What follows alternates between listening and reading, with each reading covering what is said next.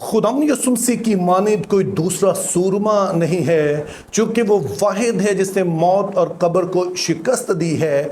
उसी के नाम में आपकी सलामती हो। अगर आप स्पोर्ट्स के साथ थोड़ा बहुत लगाव रखते हैं तो फिर यकीनी तौर पर आपने WWE के बारे में भी सुन रखा होगा, यानी कि वर्ल्ड रेसलिंग एंटरटेनमेंट। और अगरचे कि इसके बारे में मुझे काफ़ी देर पहले से पता था, लेकिन जब मेरे बच्चे स्कूल जाना शुरू हुए तो वहाँ पर उन्होंने दोस्तों से इन रेसलर्स के बारे में सुना, और फिर जब वो टेलीविज़न लगाते तो फिर वो रेसलिंग देखते थे। और चूँकि आम घरों में एक ही टेलीविज़न होता था और हमारे घर में भी एक ही था, तो वो जब लगाते तो उनके साथ हमें भी वो कार्टून्स भी देखना पड़ते और ये रेसलिंग वगैरह जो देखना पड़ती। लेकिन बहरहाल ये मेरे बेटे इसको बड़े शौक से देखते थे। और ये वो टाइम था कि जब मैं ZBS में अपना MDiv कर रहा था, तो वहाँ पर हमारे एक टीचर थे जो अमेरिकन थे, उनका नाम डॉक्टर पॉल लेमन था, और उनका ख़ास इंटरेस्ट फैमिली लाइफ से था। तो एक दिन वो मेरे साथ बात कर रहे थे, फिर मेरी फैमिली के बारे में, बच्चों का इंटरेस्ट पूछ रहे थे, तो मैंने उन्हें WWE के बारे में बताया।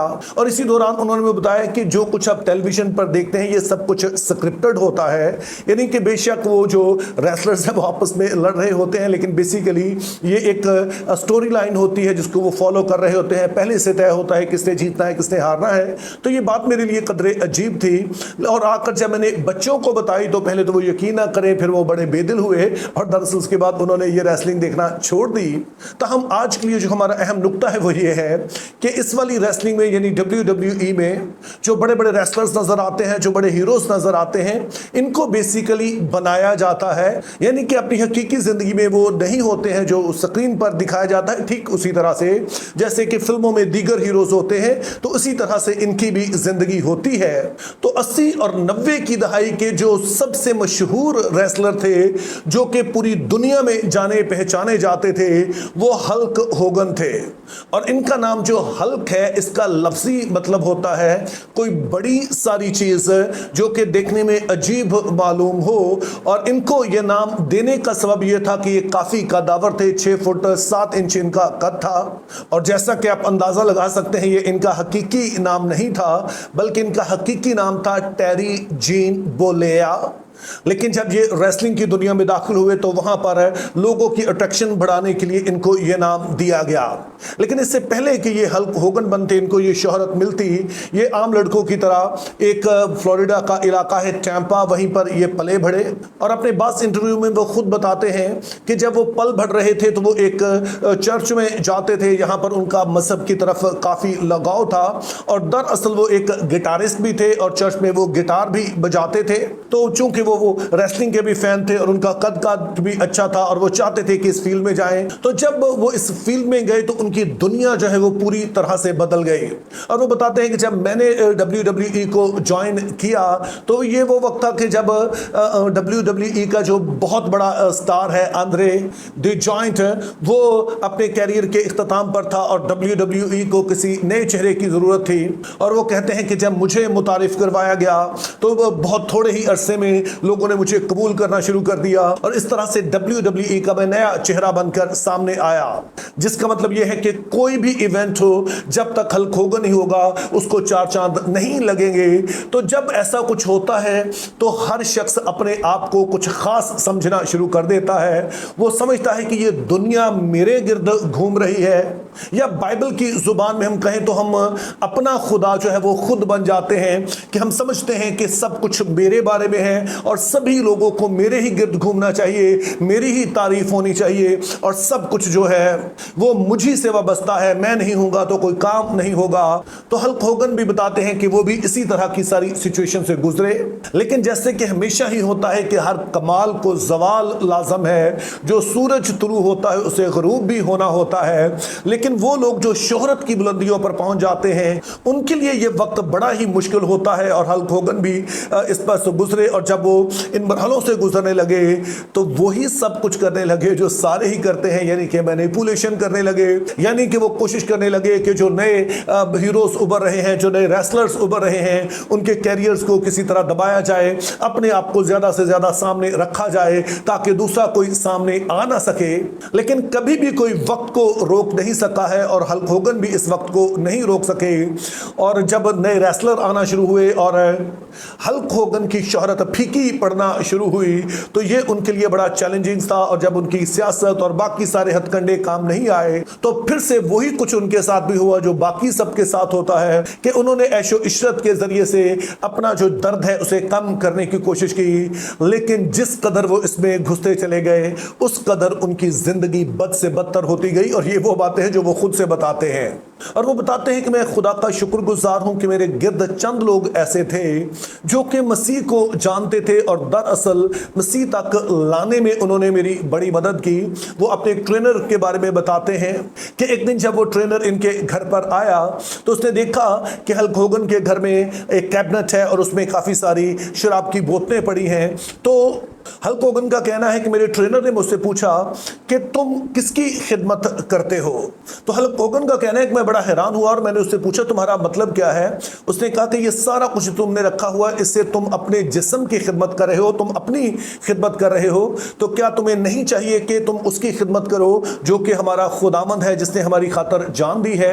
और हल्क होगन का कहना है कि जब उसने ये बात कही तो मेरे दिल पर एक चोट सी लगी और वो बचपन में सारी मेरी जो ट्रेनिंग थी, जब मैं चर्च आया जाता था और जब मैंने खुदावंद से कहा भी था कि मैं तेरे साथ चलूंगा, तो वो सब कुछ मुझे याद आ गया और मैंने तब कहा कि अब से मुझे तुम ऐसा करता हुआ नहीं देखोगे। और ये वो कहते हैं कि स्टार्टिंग पॉइंट था।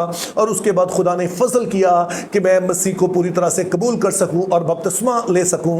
और जब उन्होंने बपतिस्मा ले लिया तो जाहिर है बहुत सारे जो क्रिश्चियन चैनल थे उन्होंने हल्क होगन को बुलाया, उनका इंटरव्यू किया, उनकी टेस्टिमोनी सुनी। और इन टेस्टिमोनीज के दौरान वो 5 बड़ी अहम बातें बताते हैं जो दरअसल मैं आज आपके साथ शेयर करना चाहता हूं। जो कुछ मैंने पहले बताया है उसका मकसद ये था कि आप पूरी तस्वीर को समझ सकें कि ये बातें एक ऐसे शख्स के मुंह से निकल रही हैं जिसने हर तरह की चीज का मजा चखा है, जिसने रुपया पैसा देखा है, शोहरत देखी है, और जो भी आप तसव्वुर कर सकें हर चीज का उसने तजुर्बा किया है। ये बातें वो कह रहा है और जो कुछ आप सुनेंगे ये ठीक उसी के अल्फाज हैं। ये मेरे अल्फाज नहीं है, ये मैं अपने अल्फाज में से बयान नहीं कर रहा हूं, ये हल्क होगन के अल्फाज हैं। तो उनका कहना है कि मेरे लिए सबसे अजीम दिन वो था कि जब मैंने अपनी जिंदगी मसीह यस्सु को दी और इसका ज़ाहरी इजहार बपतिस्मा लेकर किया, तो उस दिन से मैंने अपने आप को पूरी तरह से मसीह के ताबे कर दिया है। अब मुझे किसी तरह की कोई फिक्र नहीं सताती है, मेरे दिल में किसी के लिए भी कोई नफरत नहीं है और ना ही मैं किसी पर उंगली उठा रहा हूं, बल्कि मेरे दिल में सबके लिए मोहब्बत है। और फिर जब उनसे पूछा गया कि आपकी ये सबसे बड़ी सच्चाई क्या है, तो वो कह रहे थे कि वो ये है कि अगरचे कि मैंने यस्सु के बारे में 14 साल की उम्र में जान लिया, लेकिन सबसे बड़ी सच्चाई यस्सु को जानना है, उसके साथ एक होना है, जो कि अब मसीह को कबूल करने के बाद मैं हुआ हूं। और उनका कहना है कि अगरचे मैंने बड़े बड़े मैच खेले हैं, लेकिन ये मेरा सबसे बड़ा मैच है जिसमें मसीह की फरमाबरदारी, खिदमत और मोहब्बत के वसीले से अपने मुनज्जी खुदावंद की कुदरत में मैं बड़े से बड़े मुखालिफ पर भी गालिब आ सकता हूं। और फिर जब उनसे पूछा गया कि आप अपनी माजी की जिंदगी के बारे में क्या कहेंगे, आप उसका किस तरह से तजज़िया करेंगे, तो उनका कहना था कि मसीह को कबूल करने से पहले ऐसा ही था जैसे कि मैं अपनी गाड़ी खुद से चला रहा हूं। और जब मैं अपनी गाड़ी खुद चला रहा था तो मैं कई हादसात का शिकार हुआ, बहुत सा मुझे नुकसान भी पहुंचा क्योंकि मैं वो कर रहा था जो मेरी नज़र में ठीक है। लेकिन जब से मैंने यस्सु मसीह को ड्राइविंग सीट पर बैठाया है, तब से उसने वो तमाम मेरी कोताहियों को भी मेरी भलाई के लिए इस्तेमाल किया है।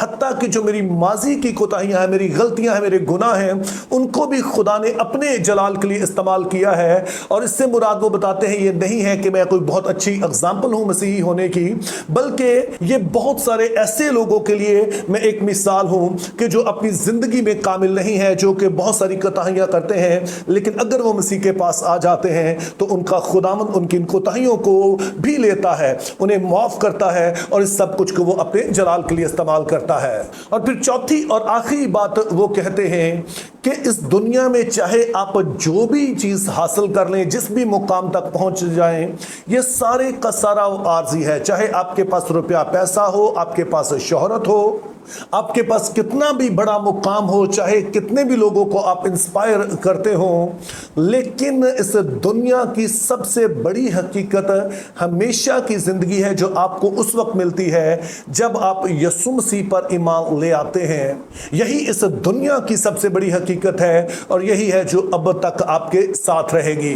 अब हल्क होगन ने जो आखिरी बात की है, ये दरअसल इससे मिलती जुलती बात हम बाइबल मुकद्दस में वाज की किताब में भी पढ़ते हैं, क्योंकि वो भी एक ऐसे शख्स का तजुर्बा बयान करती है जो खुदा के बगैर जिंदगी का मतलब ढूंढने की कोशिश करता है। इसीलिए वो कहता है बातल ही बातल, सब कुछ बातल है, जिसका मतलब यह है कि हर चीज बेमानी है। वक्ती तौर पर यह आपको आसूदगी देती है और उसके बाद फिर ये आपके लिए बेमानी हो जाती है। और मैं समझता हूं कि ये वाला पैगाम मेरे लिए और आपके लिए बड़ा ही अहम है, क्योंकि हम में से अक्सर वो हैं जो कि ऐसे घरानों से आए हैं जिनका फाइनेंशियल बैकग्राउंड बहुत मजबूत नहीं है, और हम शायद कई दफा सोचते हैं कि अगर दुनिया की ये चीजें मिल जाएं तो शायद हमें हकीकी जिंदगी मिल जाएगी। बेशक रुपया पैसा हमारी जरूरत होता है और जाहिर है कि खुदा ने हमें टैलेंट्स दिए हैं और हम चाहते हैं कि वो इस्तेमाल हो, हम किसी मुकाम तक पहुंचना चाहते हैं, इसमें कोई हर्ज नहीं है। लेकिन अगर सिर्फ जिंदगी का यही मतलब है तो वाज की किताब का मुसन्निफ कहता है और हल्क होगन का भी यही कहना है कि ये सभी कुछ आर्जी है, ये आपको परमानेंटली कभी भी खुशी नहीं देती है, ये आपको जिंदगी के माने ये चीजें नहीं देती हैं। अगर जिंदगी के माने कोई चीज देती है तो वो मसीह यीशु के साथ ताल्लुक है, और जब आपका ताल्लुक मसीह यीशु के साथ होगा तो फिर ये सारी चीजें भी आपके लिए बामानी हो जाएंगी। जैसे कि हम हल्क होगन की बात कर रहे हैं कि जब उन्होंने मसीह यीशु को कबूल किया तो चूंकि वो एक जाना पहचाना नाम है, तो दुनिया भर के बहुत सारे लोगों को इस बात का पता चला, जो मेरा यकीन है कि बहुत सारे लोगों को इंस्पायर भी करेगा। और यही हमारी जिंदगी का मकसद भी होना चाहिए कि जब खुदा ताला हमें आगे बढ़ाते हैं तो हमारी जिंदगी में उसी की खिदमत होनी चाहिए। हमारी जिंदगी का जो भी पहलू है हम देखें कि किस तरह उससे मसीह यीशु को जलाल दे सकते हैं। तो मेरी दुआ है खुदा हमें ऐसा करने का फजल अता करे। Think biblically, live purposefully, have a very good day.